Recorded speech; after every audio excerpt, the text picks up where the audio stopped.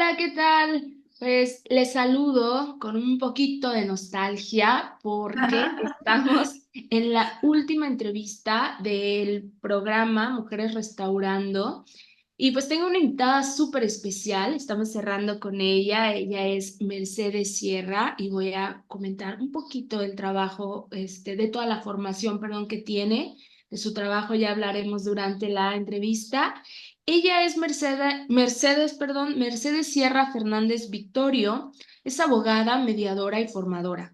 presidenta de la Asociación Círculo de Mediación de Galicia, facilitadora de prácticas restaurativas y sistemas de mediación en entornos sociocomunitarios, sistemas familiares y educativos y organizacionales. Mercedes, muchísimas gracias porque sé que a pesar de todas las actividades que tienes, que recién llegas de un viaje y que además hoy era un día de descanso, te diste un espacio para poder charlar con nosotras. A mí personalmente me da mucho gusto conocerte y sé que a las demás personas que nos vean también les va a dar mucho gusto conocerte. ¿Cómo estás? Muy bien, Irais, gracias a vosotros también por contar conmigo y sobre todo por, bueno, intentar llevar esta iniciativa tan bella de que sean las mujeres que están en las prácticas restaurativas las que también tengan el protagonismo a la hora de contar experiencias propias y poder dar esa mirada que tiene que ver también con nuestra condición de mujer. Muchas gracias. Esa es justo la intención, Mercedes. Y bueno, cuéntame, ¿cómo llegaste a la justicia restaurativa? Vale, pues en mi recorrido personal, como mi profesión de base es la profesión de abogada, pues allá como hace unos, diría que 15 años casi, cuando me encontraba con problemas en el ámbito familiar, pero también en el ámbito empresarial, empecé a darme cuenta de que muchos de esos problemas tenían que ver con cuestiones de naturaleza personal y que me faltaban habilidades para poder ayudar a las personas en entornos difíciles. Entonces, mi primera intuición fue acercarme al mundo de la psicología. Me matriculé en la universidad a distancia y estando allí tengo conocimiento de que se ha publicado la ley de mediación en España y a raíz de eso empiezo a ver que hay cursos e información relacionada con la ley de mediación y es como si, bueno, pues llegara a mi vida algo que me permite aunar lo que yo quiero, que es una justicia más amable, una justicia en donde se tiene más en cuenta a las personas y en donde no es tan importante el que los conflictos se resuelvan en el ámbito judicial, sino en el ámbito de los sentimientos y de las emociones de las personas. A partir de ahí, conozco la justicia restaurativa de manera, bueno, prácticamente inmediata, porque ya había en marcha aquí también un proyecto de mediación penal en el ámbito de los juzgados de A Coruña y como mantenía muy buena relación con la magistrada que estaba con ello, pues también enseguida tengo contacto con ella y luego, más allá de lo que pudiera ser la mediación penal, pues todo el amplio espectro de lo que supone la justicia restaurativa, que, bueno, sabemos que no es lo mismo y que, por lo tanto, es como una ventana abierta para la creatividad de aquellas personas que creemos en que la justicia tiene que ser diferente a la que el Estado nos proporciona. Y así fue. Bien, ¿cuánto tiempo tienes trabajando en esto, Mercedes? Pues mira, nosotros desde la asociación llevamos como asociación desde el año 2014. Yo llevo de presidenta en la asociación desde el año 2017, por lo tanto, desde el año 2017 podríamos decir que nuestra apuesta fue mucho más firme en el ámbito de la formación a las personas, en el ámbito de la justicia restaurativa. Y el punto culmen es el año 2019, que es cuando organizamos un congreso de mediación al cual llega Héctor con las prácticas en círculo y sus experiencias en Oaxaca y, bueno, y en general alrededor del mundo. Y entonces es a partir de esa fecha cuando de manera sistemática todos los años organizamos formaciones de este tipo y a nivel personal yo ya empiezo a hacer una intervención mucho más directa en proyectos que puedan tener con las prácticas restaurativas en el ámbito sociocomunitario y en el ámbito educativo, sobre todo. Y a lo largo de este camino, Mercedes, ¿hay alguna experiencia significativa? ¿Quieres platicarnos un poquito más sobre lo que has hecho en la práctica? Bueno, yo creo que hay experiencias, supongo que todos tenemos muchas experiencias importantes, pero yo quiero mencionar pues alguna que fue especialmente relevante para mí por el impacto que causó a nivel comunitario y que yo creo que es interesante porque nos da un poco la medida de cómo se entrecruza lo comunitario y lo restaurativo y lo importante que es la comunidad a la hora de la reparación también del daño porque digamos que se retroalimenta, la comunidad se retroalimenta, si hace una buena prevención, retroalimenta lo restaurativo y cuando necesitamos que las situaciones se restauren, también la comunidad es el foco de ayuda para que se produzca esa restauración. El caso es un caso en el que yo intervine, primero como abogada, porque se trataba de una pareja muy joven, unos chicos en los que ella no había llegado todavía a la mayoría de edad, él ya era mayor de edad, pero acababa de cumplir los años y tuvieron una relación de pareja bastante conflictiva, hasta que una noche, después de mucho salir y beber y tomar, terminaron enzarzados en una discusión. Y claro, estamos hablando de un ámbito muy pequeño, una localidad en la que solamente hay 6.000 habitantes, en donde todos se conocen y la pandilla de los chicos y de las chicas, pues era una única pandilla, todos se conocían y todos eran amigos de los dos. Cuando se produce esta ruptura, esa noche, él va a pelear con un chico que está con ella en ese momento, con un grupo de chicos que están con ella en ese momento y bueno, pues se produce una desafortunada actuación de forma que él quiere golpear a un chico y le golpea a ella. Entonces, como consecuencia de eso, es una situación que se trata como una situación de violencia de género y él además tiene un componente de interculturalidad, es decir, es una localidad en la que hay bastante personas inmigrantes. Él es inmigrante, no es un inmigrante, digamos, que él haya venido inmigrado, sino que su familia es una familia inmigrante, pero él ya se ha criado aquí y como consecuencia de eso también arrastra un perjuicio y un prejuicio sobre él. De forma que, aunque las consecuencias no han sido excesivamente graves, al tratarlo como una situación de violencia de género, lo meten en la cárcel. Y claro, es un chaval que con 18 años casi recién cumplidos entra en el sistema carcelario, un sistema que, por supuesto él desconocía porque no tenía ningún antecedente delincuencial y ella al mismo tiempo también sufre esa situación porque por más que se haya sentido golpeada y no le haya gustado la conducta que haya tenido con él, también siente que ese prejuicio está pesando sobre él pero que realmente no era necesaria esa medida tan gravosa. Claro, en medio de eso está la comunidad que forman estos chicos y chicas que se rompe radicalmente como consecuencia de esta situación. Y incluso comentándolo con la terapeuta de la chica, me explica que ella necesita saber qué es lo que ha pasado, necesita una intervención y necesita también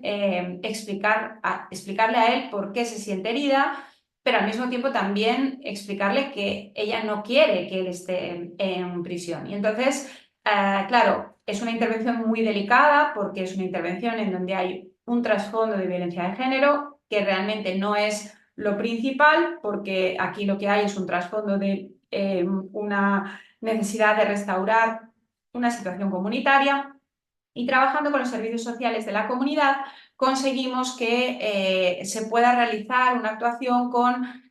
todos los chicos y chicas que forman parte de ese grupo. De forma que sin la intervención directa de los afectados, porque este chico estuvo un tiempo en prisión, después consiguió salir y todavía está pendiente de juicio, pero digamos que era necesario,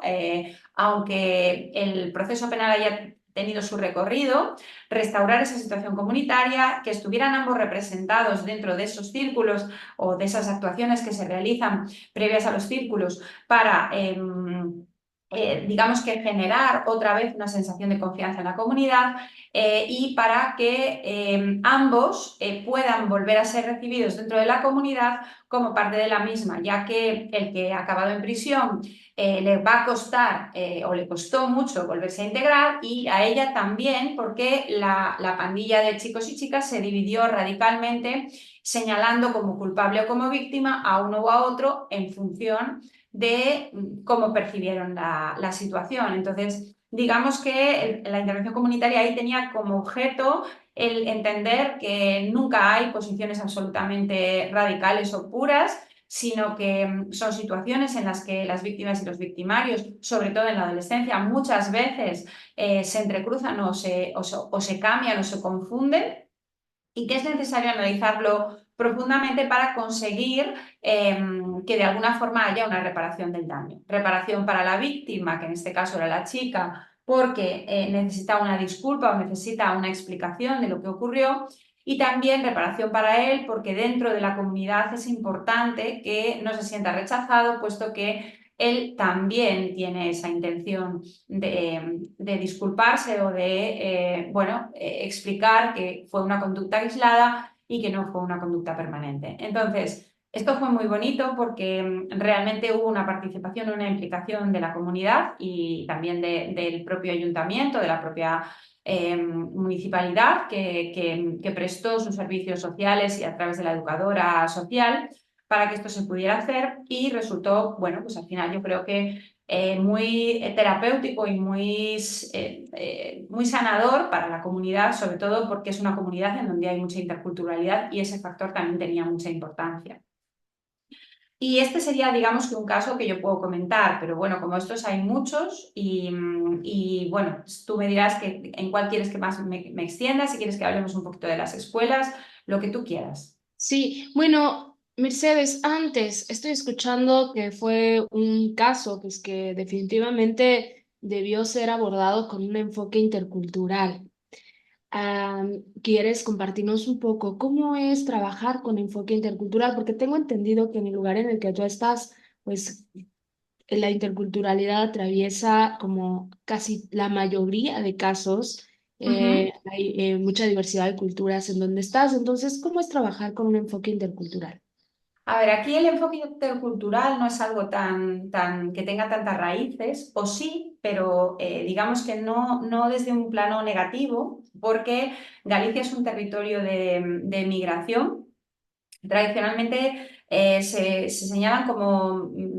tres etapas en la emigración de las personas en Galicia, al ser un territorio que no es un territorio rico ni industrial. Una primera emigración a principios del siglo XX, una a partir de los años 50, 60, 70, y digamos que la emigración que se produce ahora de personas jóvenes, ya claro,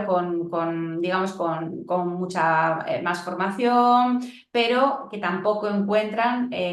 trabajo. Entonces, esa primera migración, la que estoy hablando de principios del siglo XX, se produce sobre todo a países de Latinoamérica. Al producirse a países de Latinoamérica, y también en parte la emigración que se produce a partir de los años 50, nos lleva a que prácticamente cada gallego o cada gallega tenga un pariente en cualquier país de Latinoamérica, en México, en Cuba, en Uruguay, en Venezuela, en Argentina. Por lo tanto, digamos que para nosotros no es extraño el retorno de las personas que han estado fuera y que han ido a procurarse su mejor sustento. Pero sí que es cierto que en el resto del territorio español muchas veces ese componente de interculturalidad es interpretado como más negativamente. No se recoge o no se acoge de la misma manera en otros territorios como acogemos en Galicia, porque de alguna manera todos hemos tenido algún familiar que ha emigrado y que ahora ha retornado. Digamos que, por lo tanto, el inmigrante latinoamericano de segunda o tercera generación que regresa en búsqueda de sus raíces o en busca de una vida mejor cuando en aquel país de Latinoamérica las cosas se han puesto difíciles, digamos que ya lo hace con unas raíces que son las que permiten no solo asentarse, sino también con una cierta política que le da soporte en la obtención de una serie de beneficios o ayuda a la hora de retornar a la comunidad, porque además es una comunidad, la nuestra, en la que hay una población muy envejecida. Por lo tanto, también es deseable el que regresen personas jóvenes que puedan nutrirnos de mano de obra, de personas que al final también entren en esa cadena de generar más población y cuidar de nuestros mayores, porque al final es una población muy envejecida. Entonces, digamos que el componente intercultural aquí es percibido de una manera diferente a otros lugares de España. Yo creo que es percibido de manera más positiva, más natural, pero también es cierto que,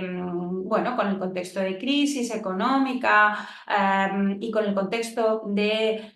la mezcla de culturas que ya no solamente proceden de Latinoamérica, sino que proceden de países del Magreb, de África o de otros lugares, entonces sí que se complica un poco más. Y luego nosotros también tenemos nuestra propia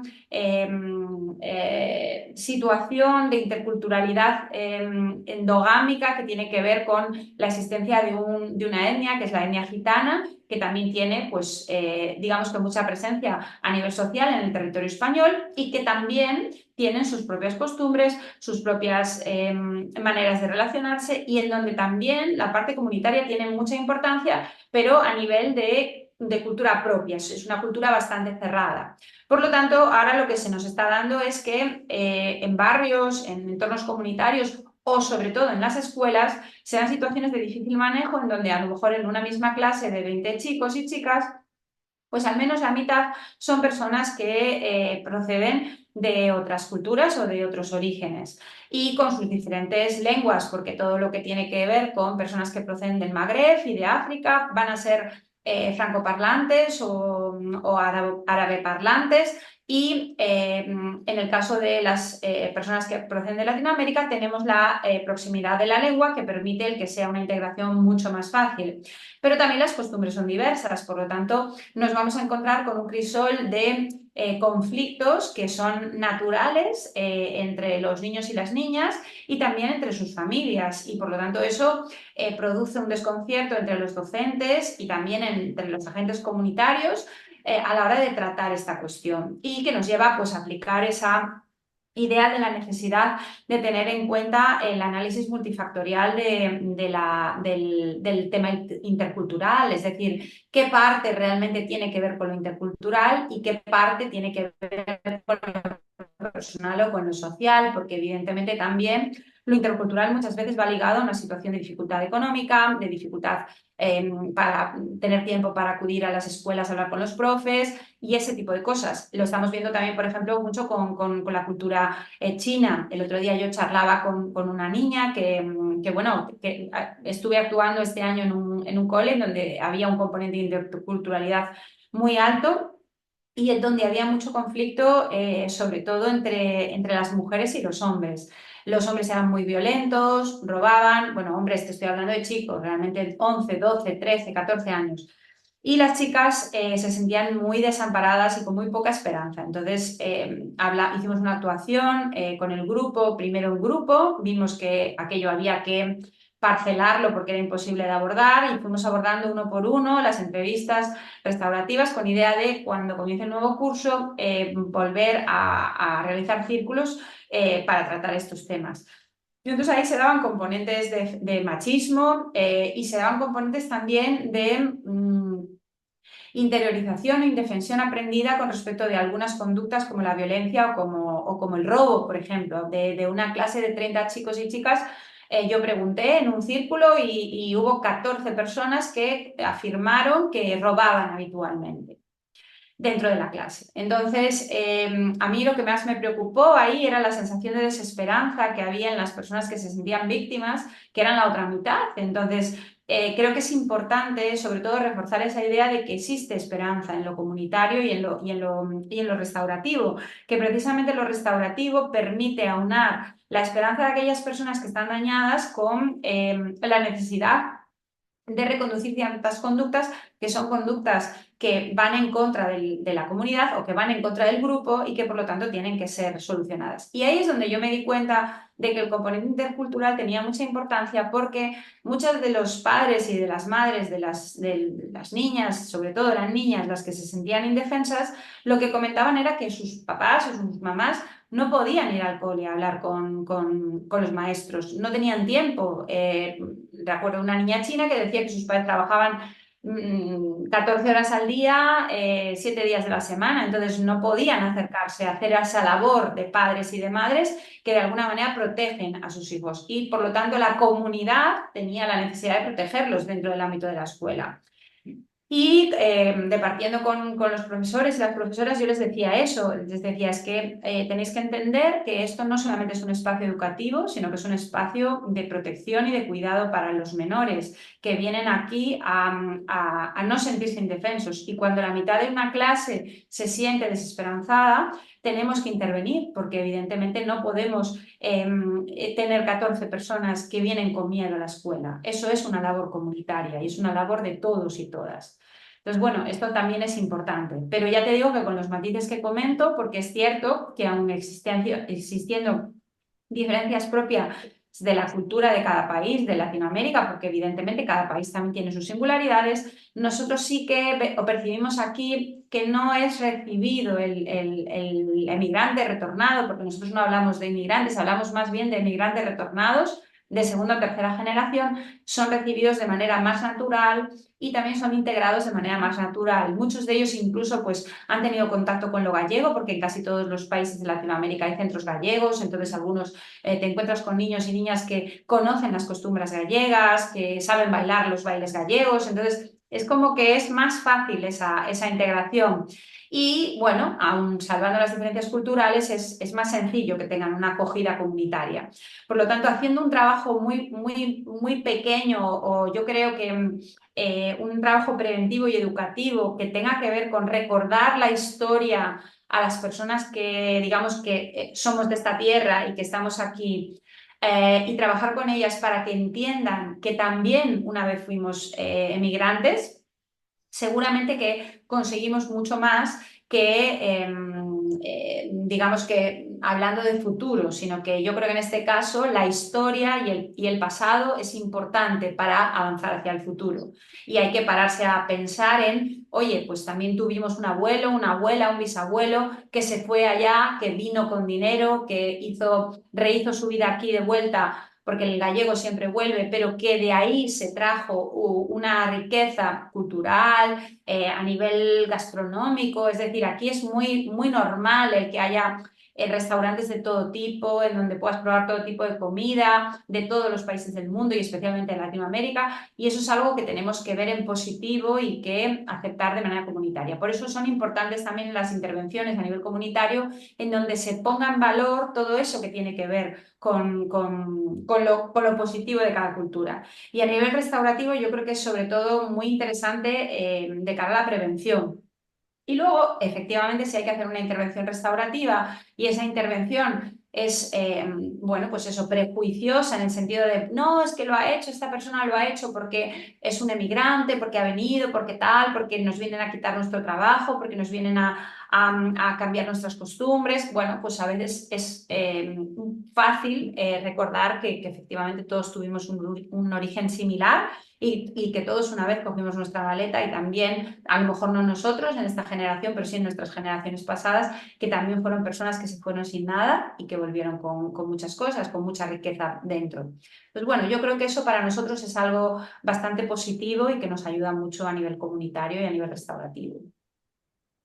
Gran trabajo el que haces, Mercedes, y te escucho y hablas del enfoque intercultural, pero también escucho pues, la importancia de que ese enfoque también es de derechos humanos, Ujú. de perspectiva de género también. Entonces, como que hay que ampliar la mirada, hay que ponerle aumento a los lentes con los que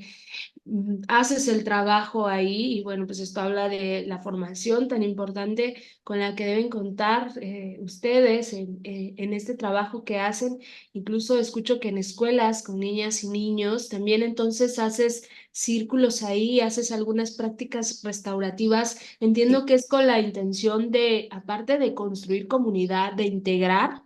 para que pues todas estas niñas, niños que vienen de otros lugares o que, bueno, tienen un origen fuera de Galicia, Galicia, ¿verdad? ¿O estoy sí, equivocada? Ok, Alicia. entonces, pues para que construyan comunidad, para que haya un mejor proceso de adaptación, pero también para resolver los conflictos derivados de esto, ¿no? Y que sabemos que cuando se trata de un conflicto intercultural, pues hay como etiquetas, miedo a lo desconocido. Entonces también esta parte, pues derribar esas barreras, derribar esos miedos al intercambio. Y Sí. bueno, ¿cómo ha Sí, sido así ese trabajo? a ver, para mí en algunos centros es curioso porque yo empecé a trabajar por una cuestión que tenía que ver más con el tratamiento de los espacios comunes. Concretamente en un centro educativo tenían el problema de cómo los niños y niñas, porque a veces los espacios son espacios limitados, cómo los espacios comunitarios dentro del patio tenían que ser espacios amables. Y entonces a mí me interesa mucho ese tema porque es también una cuestión muy preventiva, es decir, los conflictos que se producen a nivel de patio entre niños y niñas muchas veces tiene que ver con la colonización de esos espacios por aquello que socialmente es, digamos que lo normal, ¿no? Entonces, si resulta que en España pues hay mucha afición por el fútbol, pues el espacio del patio se va a colonizar por los niños, que además son varones y que además juegan al fútbol y entonces no van a dejar espacio ni para las niñas, ni por supuesto para aquellos otros niños que no les gusta el fútbol, ni tampoco para aquellas otras personas, niños o niñas, que quieran jugar a otra cosa. Entonces, en algún centro me llamaron precisamente por esto, porque hay que trabajar los espacios comunitarios. Entonces, eso tiene bastante complejidad porque es un trabajo muy preventivo y tiene que ver también con cómo las personas adultas entendemos nuestros derechos y por qué nuestros derechos también tienen que empezar a enseñarse a los niños y a las niñas desde chiquititos, que son los mismos. Hay una iniciativa, por ejemplo, en un centro en el que trabajé, que le llaman el amigo o la amiga de ganchete. Ganchete es como coger con el brazo del gancho a un amigo o a una amiga, en el cual los alumnos y alumnas de a lo mejor 9, 10, 11 años tienen un amigo o amiga de ganchete que son los más chiquititos de 4, 5, 6 años. Y durante todo el curso escolar tienen que acompañar a ese amigo o amiga de ganchete y tienen que ayudarle a integrarse en el centro, a cuando tiene una dificultad, tener una persona de referencia de sus iguales a quien poder acudir, y se realizan distintas actividades a lo largo del año donde comparten esos dos amigos o esas dos amigas de ganchete muchas de las prácticas que se hacen. Puede ser una lectura, puede ser una merienda, puede ser cualquier cosa. Y todo esto se hace en conjunto. Es muy curioso porque los niños y las niñas lo que hacen aquí, o creo yo que con este tipo de prácticas, lo que ayudamos es que si las promovemos en la infancia, lo que generamos es una respuesta adulta que también cambia la mirada del adulto. Entonces, para mí la virtualidad es esa, es que si nosotros como comunidad generamos prácticas que incitan a lo restaurativo, la mirada del adulto o la adulta va a cambiar porque va a ver que sus hijos y sus hijas les superan, les adelantan por la derecha, como decimos aquí, a la hora de tener esa mirada. Y es importante porque muchas veces los padres, las madres acuden a la escuela a quejarse de algunas cosas, como por ejemplo, pues mi hijo no tiene por qué venir vestido de la misma manera que los otros porque yo soy una persona que tiene más dinero y puede comprar más ropa, o lo contrario, o yo qué sé, hay disputas totalmente absurdas que tienen que ver con el marcar el rango, marcar el poder, y todo eso desde donde se puede trabajar, o desde donde yo creo que se puede trabajar mejor, es desde la prevención. Y luego también hay una parte de la que no se habla tanto, que tiene que ver con los conflictos dentro de los propios centros educativos entre los diferentes maestros y maestras y los diferentes grados educativos, porque yo eso sí lo percibo mucho. Los maestros y las maestras en otros entornos educativos están separados los centros educativos de 0 a 6, de 7 a 12 o a 14, y luego ya los más mayores desde los 12, 14 hasta la edad a la que van a la universidad. Pero aquí hay muchos centros en donde todos están mezclados, o al menos están mezclados en parte. Eso lo que conlleva es a que haya como una especie de ejercicio de poder entre los distintos maestros y maestras de las diferentes etapas, que parece que su labor es más importante que la de las otras etapas. Entonces, digamos que los más pequeñines, las más pequeñinas, siempre están como sosteniendo que son la base de la pirámide. Los intermedios lo que están diciendo es: estamos en el momento evolutivo más importante, porque estamos sentando las bases de lo que luego estos niños o niñas van a ser, y entonces tenemos que trabajar más en el foco de la persona. Y los mayores lo que dicen es: no, es que si nosotros sería imposible, porque nosotros somos los que damos los contenidos y realmente hacemos que los niños aprendan. Y entonces nos los mandan sin aprender, y hay un choque muy importante entre los diferentes grados de los maestros, los profesores, que digamos que también el sistema provoca, porque las retribuciones son diferentes, los horarios son diferentes, los privilegios son diferentes. Entonces, cuando todo esto se mezcla dentro de un centro educativo, provoca un montón de conflictos entre el personal docente, entre los claustros educativos. Y ahí también yo he hecho muchas intervenciones para que haya una capacidad de comprensión sobre lo que el otro o la otra hace con esos niños y niñas. Y sobre todo, yo les digo siempre, los carpinteros no se quejan de la materia prima, que es la madera. Los ferralleros, los que trabajan con el hierro, no se quejan de que trabajan con una materia prima que no es buena, que es el hierro. Bueno, pues los docentes y las docentes no podéis quejaros de la materia prima que son los niños, porque los niños y las niñas, aparte de que no son solo materia prima, son personas. Son los que os ayudan también a aprender a vosotros como docentes. Por lo tanto, hay que trabajar sabiendo que nuestra labor es una labor importante, pero que es una labor muy preventiva y muy de futuro. Y eso es con lo que yo me quedo fundamentalmente. Qué trabajo tan enorme haces, Mercedes, y que seguramente esta historia o estas historias que nos compartes conectan con otras historias de otras mujeres, de otras personas que están en otros lugares del mundo, pues tratando de también unir como estos eslabones, ¿no? Como las prácticas restaurativas, que en sí, pues el objetivo es reparar daños, pero también algunas prácticas restaurativas están uniendo a las personas, a las comunidades y a docentes también. Y pues, Mercedes, quisiera preguntarte a nivel personal, a Mercedes, fuera de la facilitadora que trabaja todos los días arduamente en hacer pues este cambio en tu comunidad, que trabaja arduamente por restaurar tu comunidad. A nivel personal, ¿qué aprendizaje te ha dado caminar con estas historias, acompañando estas historias? A nivel personal me ha dado tantas alegrías y tantas sorpresas positivas. Yo creo que las más importantes este último año han sido las de sentir que la presión que sufren los docentes y las docentes en los centros educativos, que están, digamos que,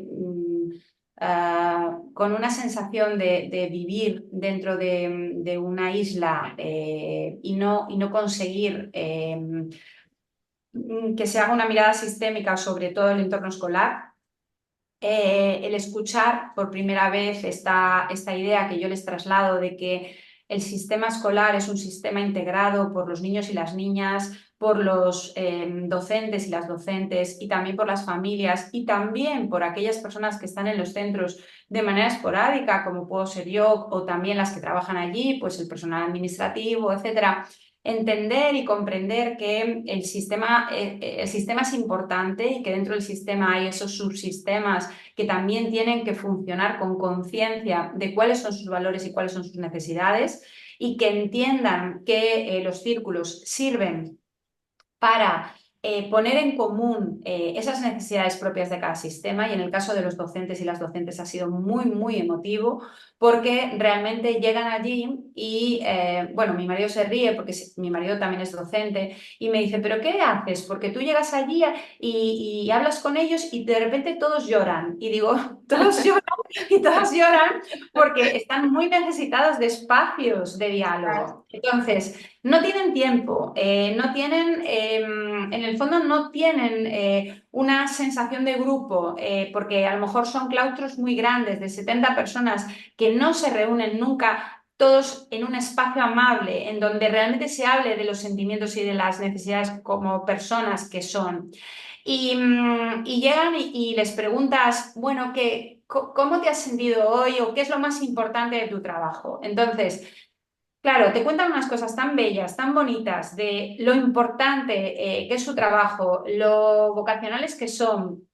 que es muy fácil que enseguida se emocionen. Y cuando les preguntas qué les resulta difícil cada día de su trabajo, también te cuentan de cosas que tienen que ver con aquello que no está en sus manos, pero que tiene mucho que ver con los niños y las niñas. Pues la imposibilidad de llegar a todos ellos porque hay unas ratios que son muy altas, o la imposibilidad de no tener herramientas que a lo mejor sí que están adquiriendo con este tipo de trabajo de los círculos para conseguir que los niños y las niñas que tienen entornos sociales o sobre todo familiares muy complejos puedan ayudarles a manejarlos. Que sepan cuándo pueden o deben dar la voz de alarma si existe una situación, por ejemplo, de maltrato, y pueden tener necesidad de ir más allá de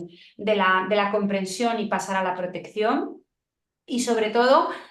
saber que sus propios compañeros y compañeras también les ocurre lo mismo y también necesitan estos espacios para ser escuchados. Me pasó una cosa muy curiosa este año, que es que trabajé pues como 4 sesiones en un centro haciendo círculos con el grupo docente, y al final veían círculos por todas partes. Entonces al final decían, bueno, ahora haremos los claustros circulares, bueno, y entonces después haremos los cambios de etapa con unos círculos de calidad, en donde estarán las personas que salen, los docentes de los 2 cambios de ciclo, los de los pequeños y los de los mayores, y entonces nos juntaremos, haremos un círculo para hacer el tránsito de una etapa a otra, y así será más amable para los niños y las niñas. Entonces, pensar que los círculos les sirven no solamente para enjugar sus propias necesidades, sino también para cambiar el sistema educativo y facilitar el que todo sea en pro de un entorno más amable, es maravilloso, maravilloso. También te encuentras con otras situaciones en las que lo que ocurre es lo contrario, es decir, tienen a lo mejor teóricamente algo muy bien estructurado, trabajan mediación en el centro, se sienten muy orgullosos porque los niños, hay 20 mediadores y mediadoras que son niños y niñas formadas en mediación, y les preguntas cuántas mediaciones hacen al año y te dicen que ninguna. Entonces yo les pregunto, ¿vale? ¿Y para qué sirve que tengáis 20 niños y niñas formados si no se hacen trabajos en el servicio de mediación? Quizá no será mejor que empecéis a trabajar vosotros y vosotras con los niños y las niñas en el aula, trabajos de grupo, haciendo círculos y consiguiendo a lo mejor más resultados que trabajando de manera individual. Entonces, bueno, muchos se quedan también con esa idea. Y quería comentar, no quería dejar de comentar que yo ahora vengo de una visita que he realizado en Italia. En Italia hay muchísimos sistemas pedagógicos que son innovadores,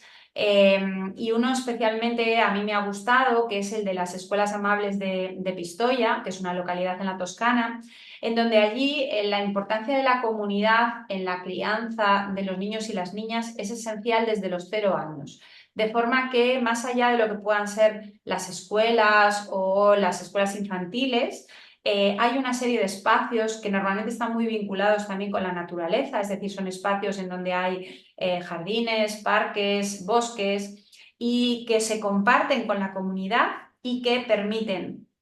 que los niños y las niñas se consideren realmente como parte de la comunidad a la hora de criarse. Y esto tiene una doble vertiente porque primero son espacios que son compartidos y segundo porque son espacios en los que se ha naturalizado el que también las personas adultas intervengan activamente en el desenvolvimiento de los niños. Así, por ejemplo, pues las personas ancianas pueden compartir espacios con los niños, pueden interactuar con ellos, pueden... en Italia es muy, muy, muy importante la figura del nono y de la nona, de los abuelos, que digamos que están presentes en el día a día. Las escuelas les hacen partícipes, les permiten que tengan, digamos que una mirada más allá de la que puede ser la mirada de los padres, más allá de los genitores están los nonos y las nonas. Y,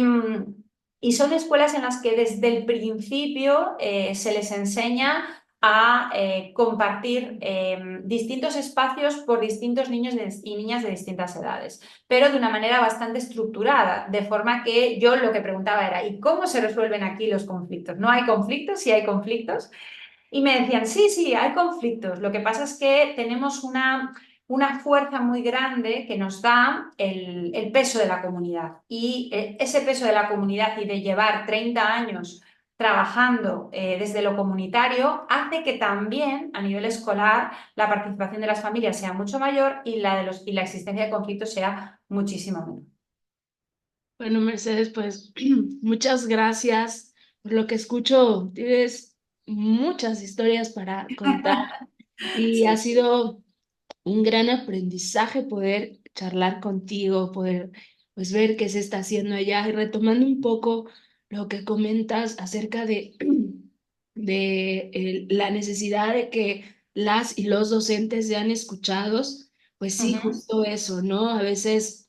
llegas, haces pues tu trabajo, pero en ese paso pues también vas viendo cómo hay conflictos, algunos están en tus manos, otros no, porque pues no todo siempre está en nuestras manos. Y de pronto hay también los propios conflictos con otros compañeros, compañeras, porque pues evidentemente en un lugar donde hay tantas personas y, con diferentes culturas, percepciones, actitudes, pues también hay Sí. conflictos. Justo nada más para cerrar, recordé una historia. Hace poquitito di un curso en la universidad donde trabajo sobre resolución de conflictos y al final casi que se convierte en un círculo porque pues creo que dijeron, bueno, aprovechando que hay alguien aquí Claro, que claro, sabe de claro. conflictos, tengo una duda, tengo un conflicto con... Y empezaron y yo dije, no puede ser, o sea, yo solo vine a hablar de resolución de conflictos y ya se estaba convirtiendo en un círculo. Entonces, bueno, ahí hice la propuesta de mejor trabajar círculos con ellas y ellos y espero que sucede. Y bueno, escucho que eso que pasa aquí en este lugar también pasa allá y Sí. seguramente pasa en todos los espacios. Necesitamos lugares donde los docentes nos sintamos seguros y seguras, porque si nosotras no estamos seguras en nuestro entorno, pues ¿qué esperamos con las niñas, niños, adolescentes, que son muchos más, que son también diversos? Pues evidentemente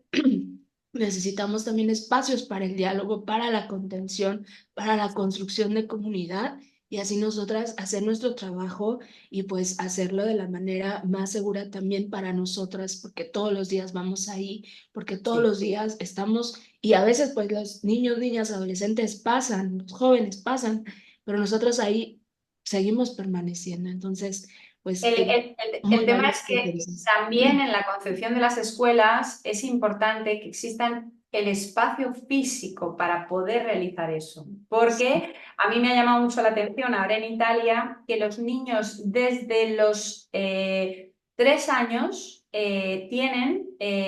espacios en donde realizan, ellos no les llaman círculos, les llaman asambleas, pero viene a ser algo parecido y lo que nos explicaban era que no solamente sirven para ser un espacio formal en donde haya un lugar de encuentro emocional, y un lugar donde se cuentan historias y se cuentan historias personales, sino también es un lugar que les permite que los niños tengan conciencia, los niños y las niñas tengan conciencia de la secuenciación del tiempo en la escuela, de forma que ellos les hacen ir a ese lugar de círculo, a ese lugar de encuentro, varias veces al día, de forma que si ha ido pasando algo a través de la jornada, tengan un espacio, imagínate, pues a la mañana al llegar, a la hora del mediodía y antes de marchar, en donde lo importante sea el conversar, lo importante sea el hablar, lo importante sea poner en común si ha habido algún problema, si ha habido algún conflicto. Y que los niños de manera natural, con 3 años, ya saben hacer eso